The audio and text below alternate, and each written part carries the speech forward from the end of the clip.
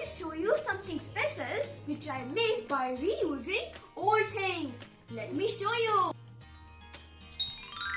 Look! Ta-da! Do you know who this is? This is baby Ruhi. She is so happy. This is her first birthday picture. She's kissing it. Let me explain you how I made it. This round cardboard is actually cake paste, as you can see.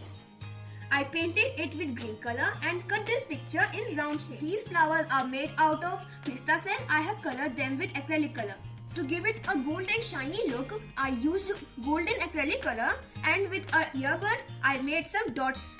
And these flowers I got from my old accessories.